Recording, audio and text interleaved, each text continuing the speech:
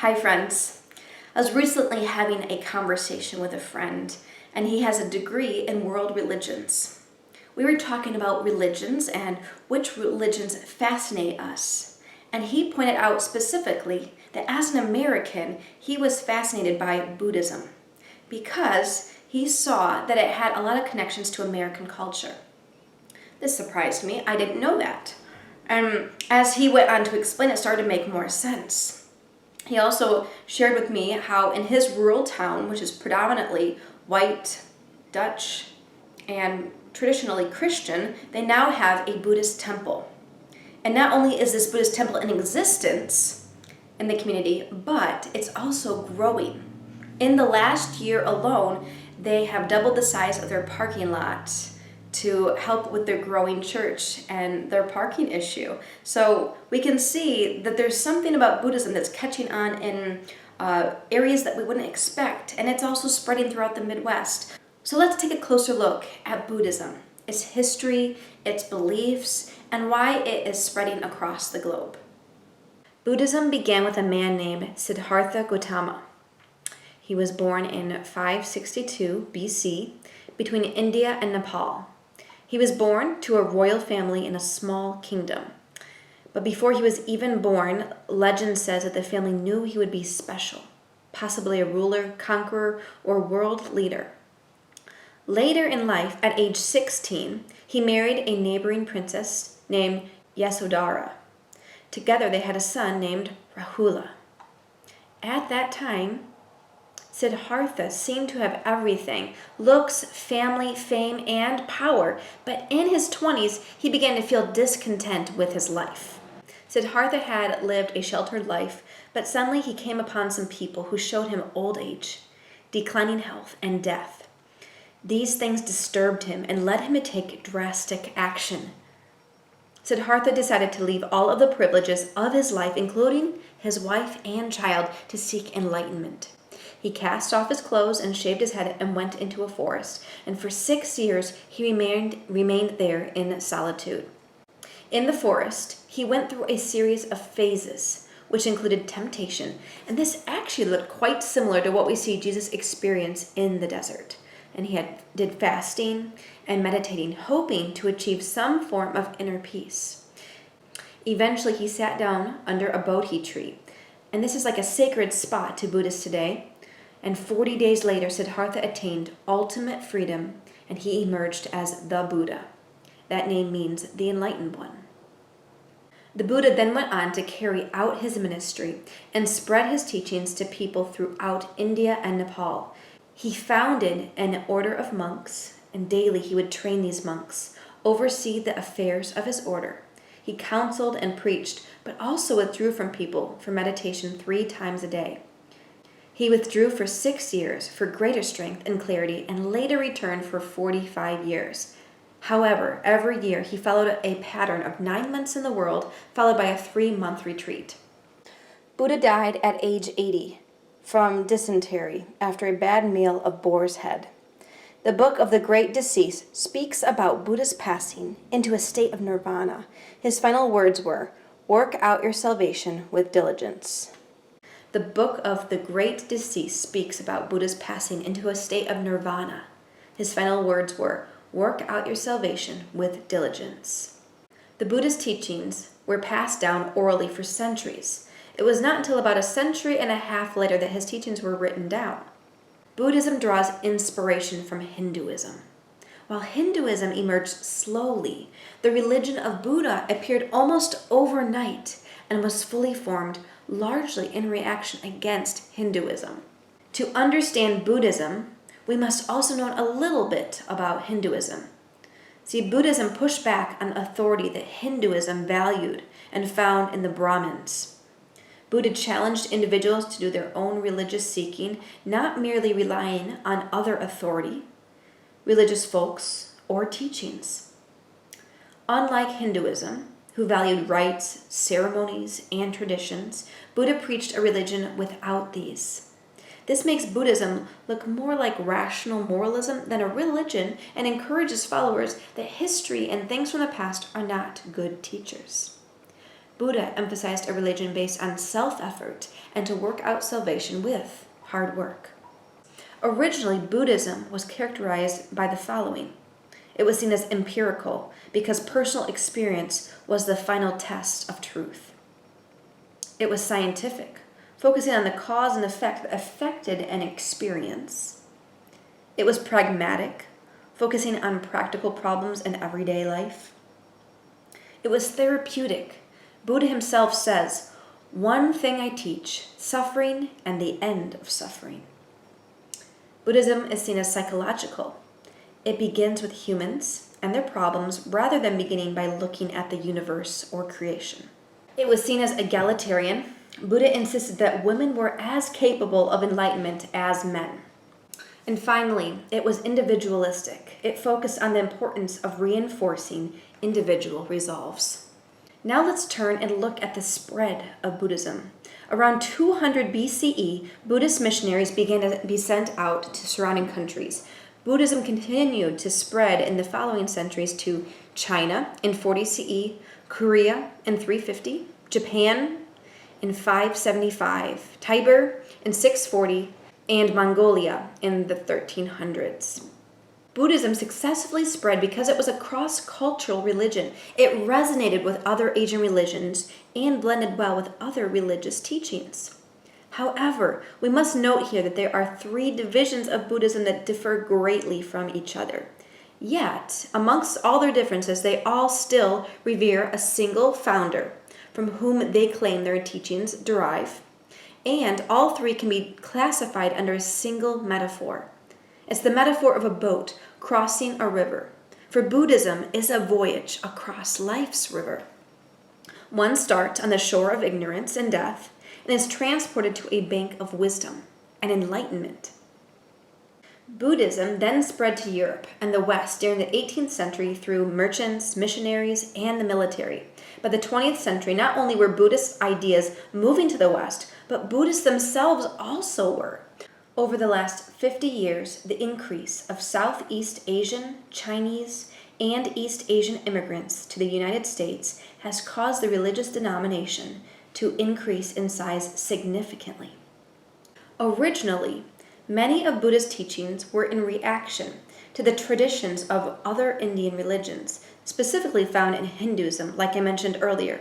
But today, the differences between Hinduism and Buddhism have softened and blended together. However, originally the Buddha, instead of teaching about a person's caste duty, or what they call dharma, and how that impacts one's karma, he taught that the positive or negative values of one's karmic deeds hinged upon the 4 noble truths. So now we're going to look at these 4 noble truths. The first one is translated as suffering. The Buddha taught that our desperate desire to cling to something results in suffering. Many of us can agree with this and have seen in our own lives how our desire to desperately cling to something can cause us more suffering in the long run. The second noble truth is the circle of dependent origination. It's a long phrase. This explains the origin of suffering, that we are caught in a never-ending spiral of cause and effect. The third noble truth is desire. Here, we learn a way to break the cycle of endless rounds of rebirth by controlling one of the links of the chain, and that is desire. This teaches that once we give up the desire to eternally exist, rebirth ends. This results in an enlightenment for an individual and also nirvana, which means emptiness, to explain the end of karmic existence.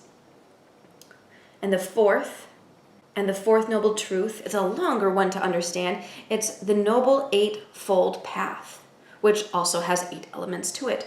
The Noble Eightfold Path acknowledges that most of us will not become enlightened during this lifetime and must continue on so we are reborn. A person should live as if this life matters, working towards merit-making activities. Now, the Noble Eightfold Path includes right livelihood, speech, action, energy, concentration, mindfulness, thought, and wisdom. That's a lot to unpack there, and we could if we had more time. But look at it this way. This is how Buddhists see that they must live in the present so that they are able to work towards spiritual progress, which will eventually lead them to a future of enlightenment. Here are some other values or characteristics seen in the Buddhist religion. They value merit-making activities and karma. See, Buddhism focuses on works and how those works will help them earn positive karma, or what we call merit. If a person follows the expected merit-making activities, this will lead to a better rebirth. Those people are then encouraged to continue to work on the problem of their enlightenment.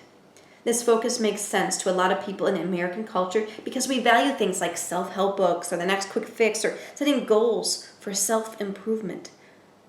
Buddhism does not give us a quick fix, but it tells us that we are capable of achieving positive karma if we put in the hard work.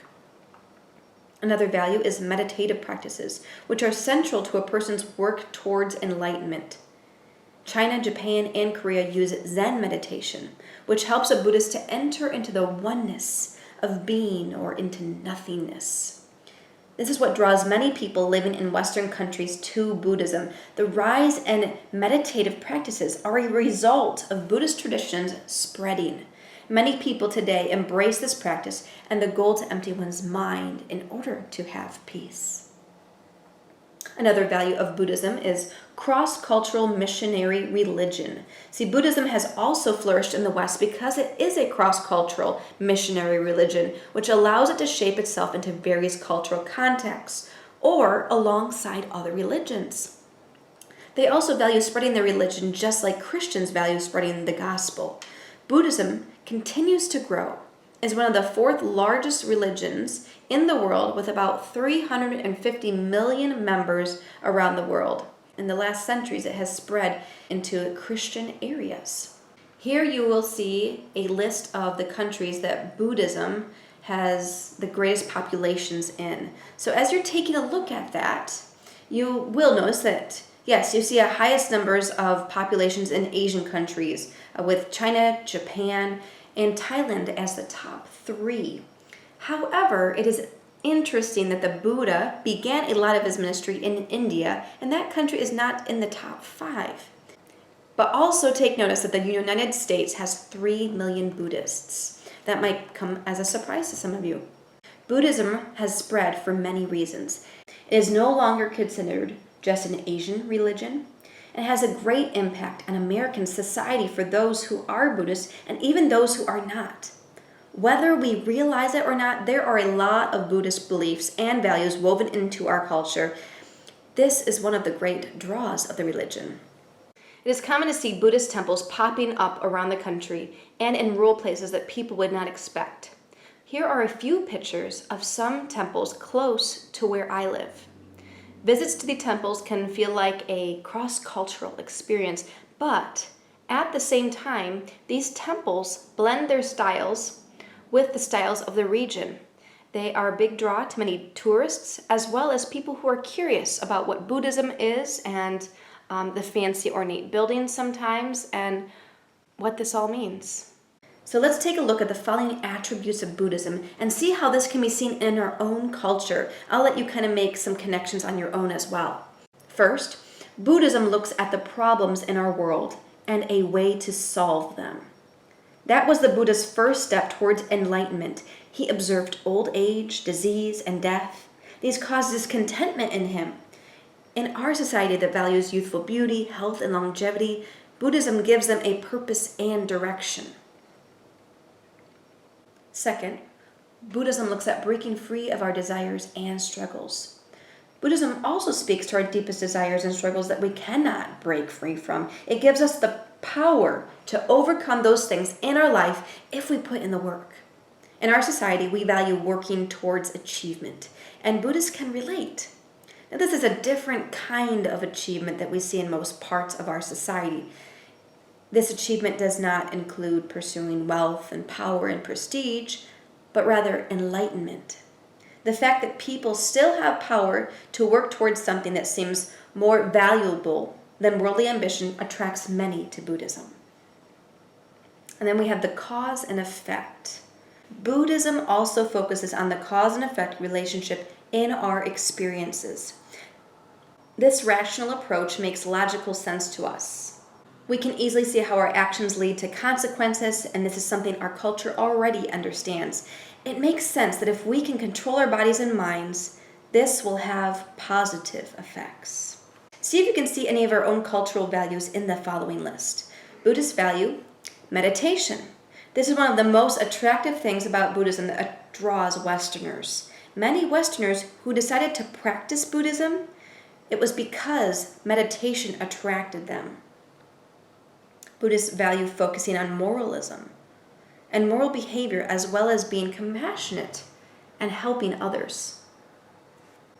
Buddhism pushes back against authority. This was actually one of the original features that made Buddhism different than other religions. And it encourages people to do their own religious seeking. They do not have to look for a teacher or follow a certain way or a certain set of rules. Buddhism preaches a religion that does not use rites, ceremonies, and traditions. While some religions like Christianity value the insights from early leaders in the religion, Buddhism does not look to the past and history. And Buddhism emphasizes self-effort and to work out salvation with diligence. Buddhism also values being a therapeutic religion that helps us with our suffering.